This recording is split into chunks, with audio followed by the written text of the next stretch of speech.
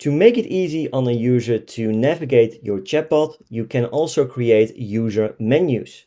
This user menu can be specific to each individual user, and you can assign them directly inside the flow builder. To create a new user menu, just press the blue button on the right. From here you can give the menu a name, and now you can add new menu items with the corresponding button. You can give the menu item a title. In this case, because it's Telegram, you can give it a command, and you can then select a subflow. For example, let's just use the flow that we already created. In this case, add user to a specific sequence. Press save, and now your menu item will be saved inside the main menu overview. You can keep adding new menu items, and for Telegram you can only use subflows.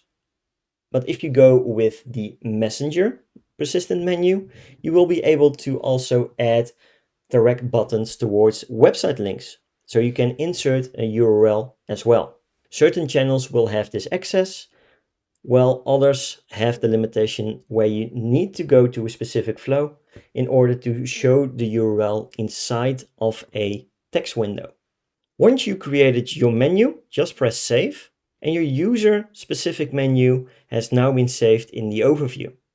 To add this menu towards your user, you can go to any kind of flow you like to. You can just create a new action block. You can go to advanced options, set user menu, and from here you will be able to select the menu you just created.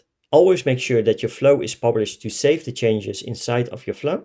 And this way you are able to set a specific flow to individual users.